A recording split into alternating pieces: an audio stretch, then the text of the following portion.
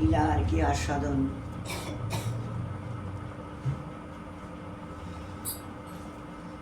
এখন পুরুষোত্তম মাস উপস্থিত হয়েছে, ওই উপলক্ষে প্রতিদিন একটা করে পদ গান করার নিয়ম করেছি। আর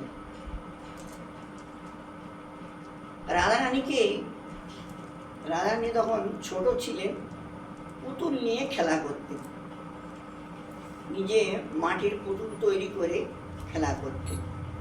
একদিন পূর্ণমাসী দেবী এসেছিলেন রাধারানীকে দর্শন করতে, এসে আর কি দেখছেন, পুতুলটাকে কোলে করে নিয়ে উনি আর কি বলছেন, তোমাকে এত সেবা করি, এত এই ফুল চন্দন মালা কত কিছু করি, আর তুমি একটু বলতে পারো না? মানে ঠিক ওই সময় পূর্ণমাসী এসেছি। ও নাতিনি, দেখো না দিদিমা, ওকে আমি কত সেবা করি, ও একটু কিছুই বলে না। আরে ও তো মাটির হয়, বলবে নাকি? আমার কাছে একটা মানে সাক্ষাৎ গোপাল আছে, সাক্ষাৎ, সে কথা বলে, দৌড়ায়, খেলা করে। আচ্ছা, মানে হ্যাঁ, তুমি যদি চাও তাহলে ওই গোপালটা আমি তোমাকে দিতে পারি। ওহো, তাহলে খুব ভালো হবে, খুবই ভালো হবে। যে চাইবে খাইবে, চলবে, বলবে, নাচবে, খেলবে, এরকম গোপাল হলে তো খুবই ভালো। তাহলে সে তো ভালো, কিন্তু তাকে পেতে হলে এমনি পাওয়া যাবে না, বিশেষ তপস্যার দরকার, ব্রত অনুষ্ঠানের দরকার, তারপরে ওই গোপালকে পাওয়া যাবে, এমনি তাকে পাওয়া যাবে। ওর জন্য যা কিছু করতে হয় আমি করব, তুমি বলো কি করতে হবে। পূর্ণমাসী তখন রাধারানীকে উপদেশ করেছে ব্রত অনুষ্ঠানে কৃষ্ণ প্রাপ্তির জন্য, আর ওই কৃষ্ণ মন্ত্রই ওনার কর্ণে শুনাইয়েছিলেন। এই রাধারানী ওই কৃষ্ণ মন্ত্র শুনে শুধু মন্ত্র শুনায়নি, কৃষ্ণের অবয়বটাকে বর্ণনা করে শুনাইয়েছিলেন, কৃষ্ণের স্বরূপটা। কৃষ্ণ হলো শ্যাম বর্ণ, ভালো করে শুনবো আর মনে রাখবা, আর এইটা নাম করবে আর চিন্তা করবে, তাহলে দেখবা শয়নে, স্বপনে, জাগরণে, উপবেশনে, গমনে, সব সময়ের জন্য সে তোমার সঙ্গী থাকে। এই রাধারানী খুব বিশ্বাস হয়েছে।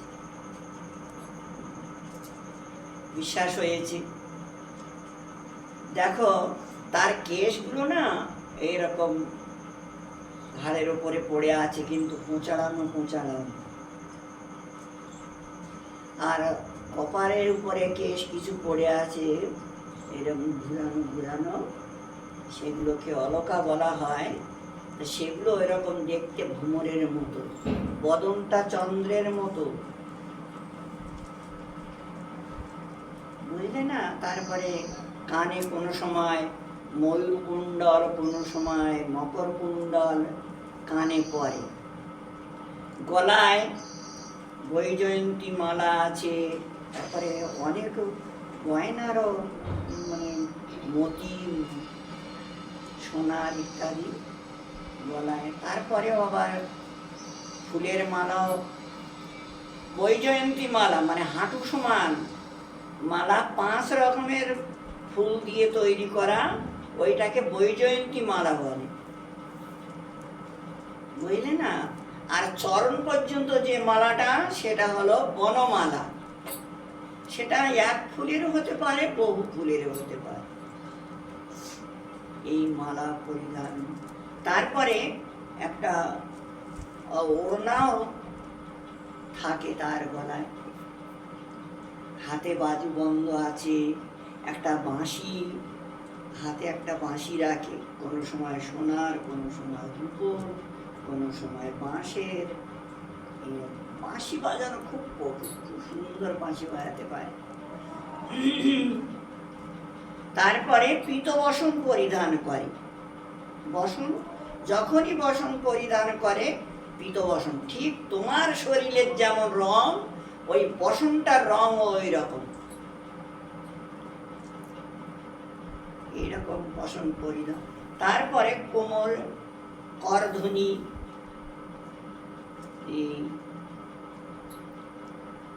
কোমরে এটা একটা গয়না, সেটা দিয়ে। তারপরে মা আবার, ওনার মা আছে তো, উনি আবার এই ছোট ছোট ঘন্টি কোমরে বেঁধে দেয়, এটা দিয়ে। তারপরে চরণের, হাতের এই ভিতরগুলো লাল, চরণের নিচেটা লাল, উপরটা শ্যাম, নিচেটা লাল। নখগুলো দেখতে একদম চন্দ্রের মতো ঝকঝক করছে। শরীরটা শ্যামবর্ণ, ময়ূরের কণ্ঠ যেমন না, ওই রকম একদম ঝিকমিক ঝিকমিক করছে শরীরের রং। মানে এত সুন্দর করে উনি একদম ওই কেশের থেকে নিয়ে চরণের নখ পর্যন্ত বর্ণনা করে রাধারানীকে শুনালেন। তারপরে কর্ণে কৃষ্ণ মন্ত্র দান করলেন। এই মন্ত্র জপ করবে আর ওই স্বরূপটা চিন্তন করবে। রাধারানী সেই ছোটবেলার থেকেই শুরু করে দিলেন। ছোটবেলার থেকেই শুরু করলেন ভজন করা। এই ভজন করতে করতে এখন কিন্তু এই 8 বছর বয়স, 7 বছর বয়সে বিবাহ হলো। 7 বছর বয়সে রাধারানীর বিবাহ হয়েছে, 8 বছর বয়স হয়েছে। এখন ওই মূর্তি, মানে যাকে ভাবে, যাকে ভাবছিল, যাকে জপছিল, সে এখন এই যেখানে সেখানেই দেখে। কোনো সময় সখীদের সঙ্গে যমুনায় গিয়েছিল স্নান করতে, কদম্বের বনে ওনাকে দাঁড়িয়ে থাকতে দেখেছিল। শুয়ে থাকলে যেন মনে হচ্ছে ওনার পাশে বসে হাওয়া দিচ্ছে, বা কোনো সময় ওনার এই চরণে হাত দিল কি মাথায় হাত দিল, মানে এইরকম কি তখন চমকে ওঠে। এইরকম একটা দশায় পৌঁছেছে। উনি এখন কিছুতেই ঠিক থাকতে পারে না, ঠিক থাকতে পারে না, মানে সবসময়ের জন্য একটা অশান্তির মতো। বেশি দিন নয়, এই মানে মাস 2 থেকে এইরকম অবস্থা হয়েছে। সখীরা বলল, ভাই আমাদের রাধারানীর এটা কি হলো, কেন এরকম হলো? ওনারাও কিছু বুঝতে পারছেন না, বুঝতে পারে না। আগে তো মানে খুব সুন্দর, মানে কাপড় চোপড়, পরের ঘরের বউ, মানে খুব ঘোমটা দিয়ে, মানে খুব সতর্কভাবে সেজে গুজিয়ে থাকতো। এখন আর সেইগুলো আর ভালো লাগে না। কি যে হলো, সখীরা কিছুই বুঝতে পারে না। রাধারানীর ওই ভাব দর্শন করে সখীরা এখন বলছেন, ধরাতাল 16 মাত্রায় আহা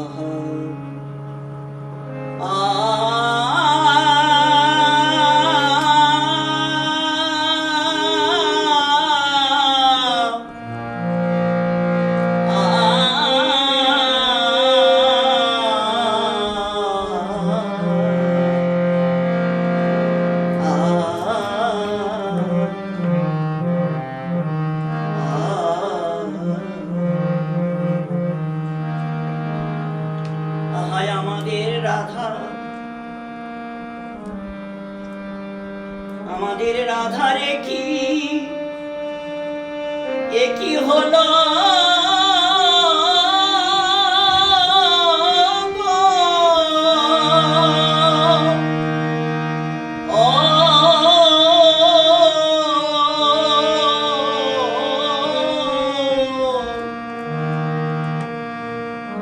এখন তার আর কোনো কিছুই ভালো লাগছে না, ভালোই লাগে না। আমরা বললেও যদি কোনো কিছু বলি সেটা মানতেও চায় না। শুধু আমরা নয়, কোনো গুরুজন যদি বলে সেটাও মানতে চায় না। কেন? এরকম তো ছিল না। আহা ঘরে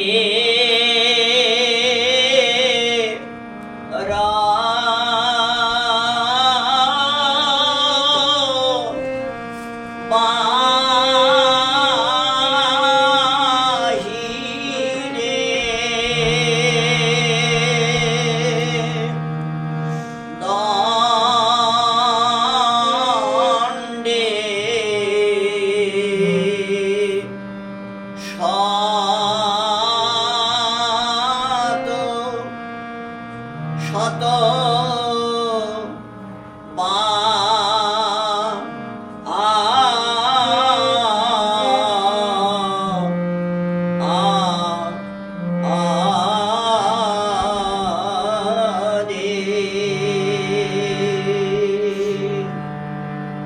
হায় হায় কি দেখি, এ কি দেখি গো? ও ও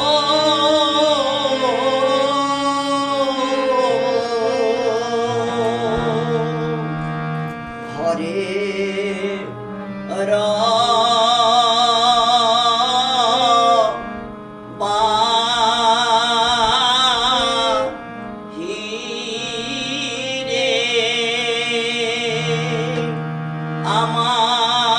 আমাদের রায়ের এ কি হলো কোথা বা কোন দেবে পেল আমাদের রায়ের এ কি হলো গো? কোথা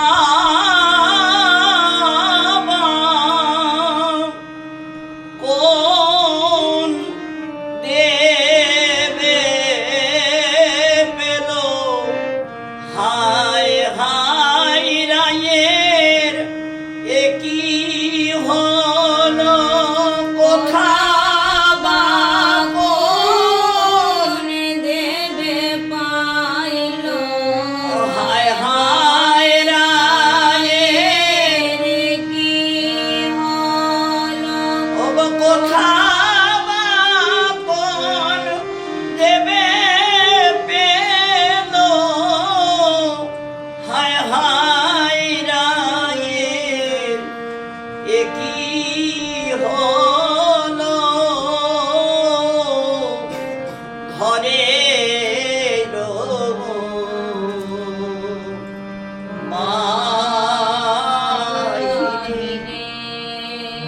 ঘরের বাহিরে দণ্ডে শতবারে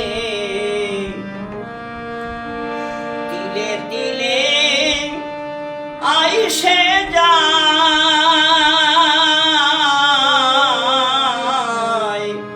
তিলে তিলে আইসে যায়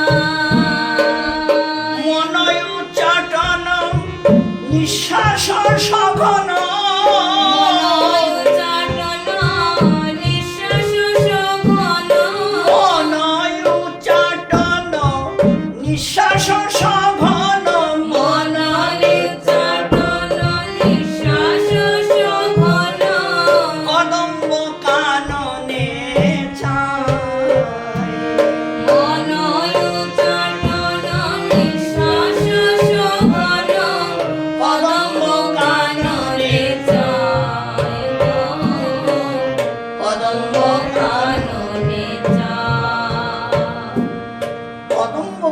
বনে চাচ্ছে, বনের দিকে তাকাচ্ছে। তা মনে হচ্ছে মন কোন দেবে পেয়েছে, কোন দেবা, আহা কোন দেবা পেয়েছে।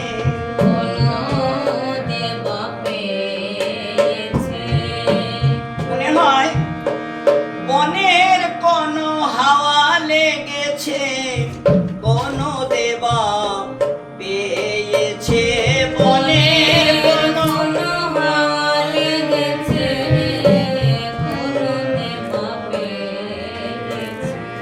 আচ্ছা এরকম যদি হবে, কোন দেবা যদি পায় বা কোনো ভূত প্রেত বা কোনো কিছু বাতাস যদি লাগে, কিন্তু শরীরটা রোমাঞ্চ কেন হচ্ছে?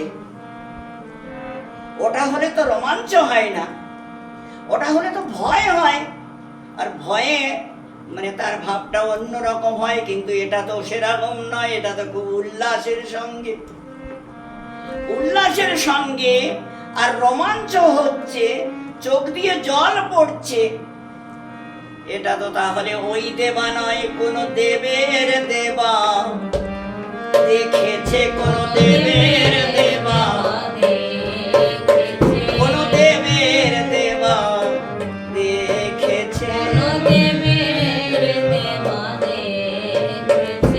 তাই তোরাই এমন হয়েছে, কোন দেবের দেবা দেখেছে।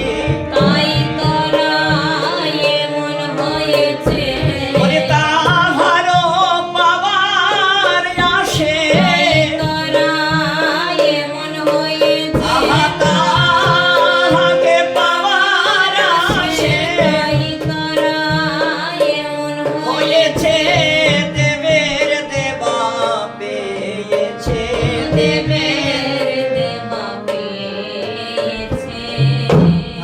তাই তো তার জন্য এই লক্ষণটা, মানে দেবের দেবা, দেবের দেবা মানে আমরা এমনি স্বাভাবিক হিসাবে বুঝি দেবের দেবা হলো মহাদেব, এইটাই আমরা বুঝি। কিন্তু মহাদেবকে পেলেও এরকম হয় না, এটা তো যেমন তেমন প্রেম নয়। এই যে রোমাঞ্চ কম্প অশ্রু, যে অষ্টসাত্ত্বিক ভাব, এই ভাবটা একমাত্র রাধা কৃষ্ণ প্রেম ছাড়া অন্য কোন দেব দেবীর প্রেমে এটা মিলবে না, এটা হয় না। আজ সেই লক্ষণটা এখানে দেখা হচ্ছে। তো দেবতাদের দেব মানে এখন মনে হচ্ছে তাদের ইষ্ট, যে মনে হয় তার সঙ্গে দেখা হয়েছে। যাক, এখন আমরা তো অনুমানে আর কি করব, অনুমানে কি ধরবো, কি আর বলবো। দেখি ওর মুখে যদি শুনে কোনো কিছু জানা যায়, বোঝা যায়। কিন্তু এক্ষুনি তো জিজ্ঞাসাও করতে পারি না, রাই কেন বা এমন হইল,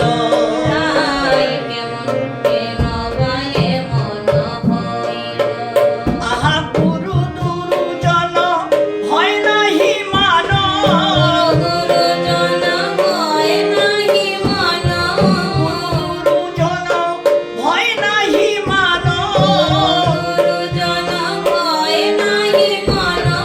বলি আগে তোরাই এমন ছিল না, আগে তোরাই এমন ছিল না,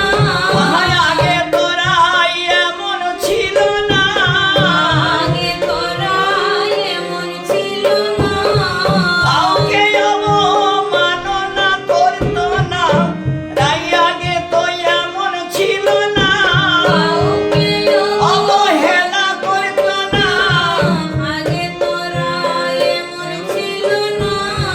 আগে তো গুরুজনের মাঝে মানে খুব শ্রদ্ধার সঙ্গে, ভাবের সঙ্গে বসতেন, বসে থাকতেন। কিন্তু এখন সে গুরুজনদেরও আর মানছে না। বলো, এখন কি করা যায়, কি বলা যায়? ওইটা এখনো কি অবস্থা, সে গায়ের কাপড়টা খুলে পড়ে আছে, এখনো সে কাপড়টাও গায়ে দিচ্ছে না। আহা গুরু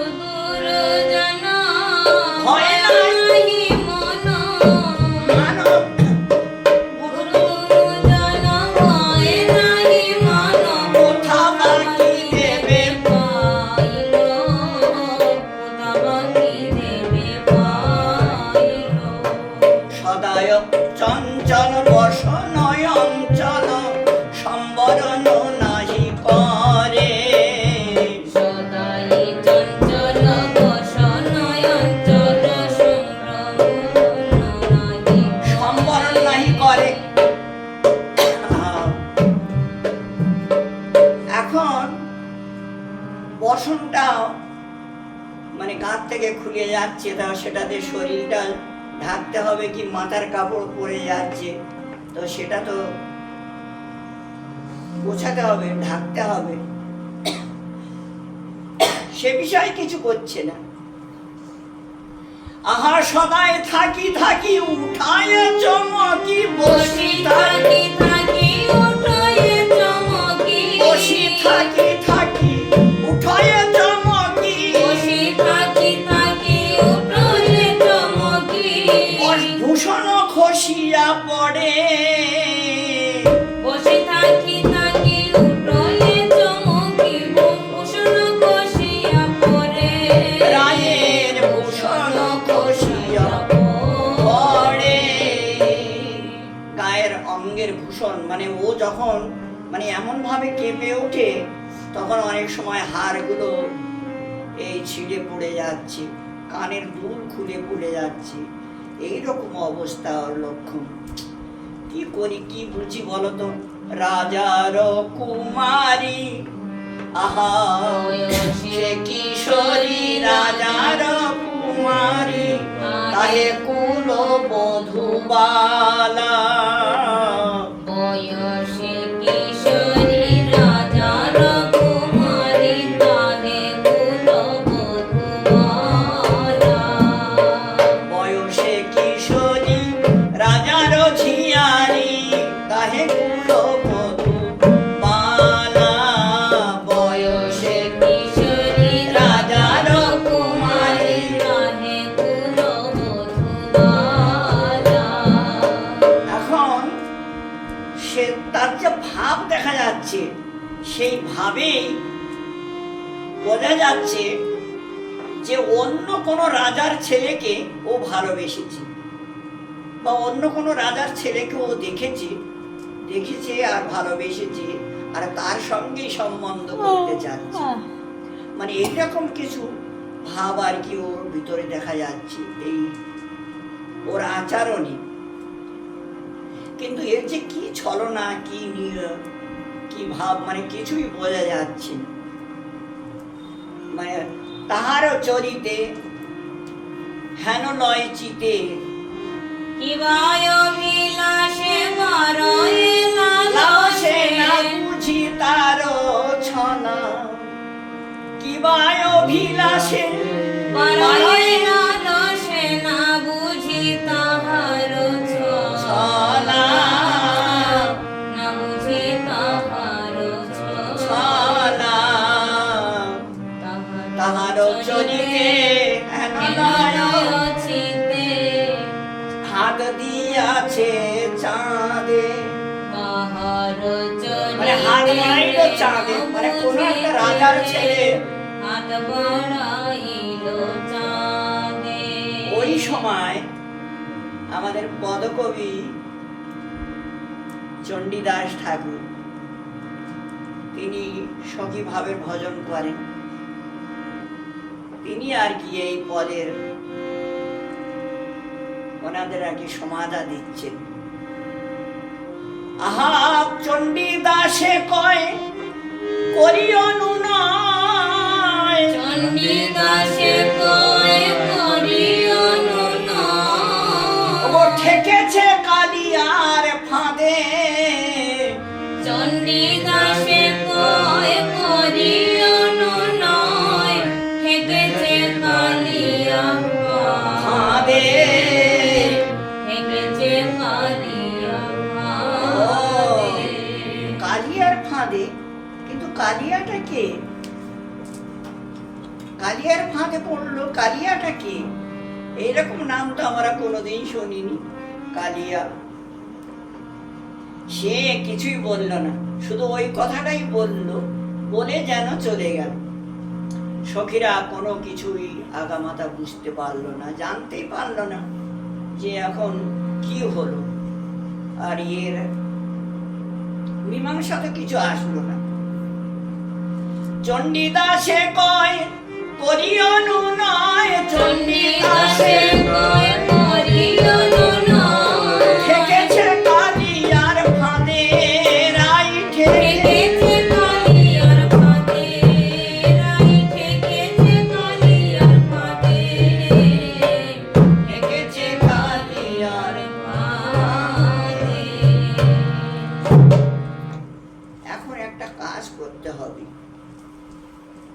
মানে আমরা তো এর কিছু বুঝতে পারছি না, আর ওর কাছে মানে কিছু বললেই ও হয় মৌন থাকছে না চোখ মোটা করছে।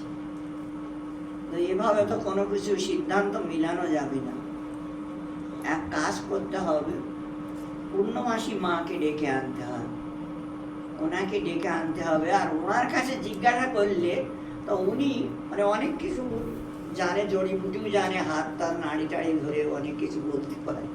ওনার কাছে ডাকতে হবে, ওনাকে ডেকে ওনার কাছে এর সন্ধানটা ভালো করে জানতে হবে। এই একটা মন্তব্য করলেন সখীরা, যে ওনাকেই ডাকতে হবে আর ওনার কাছে জানতে হবে।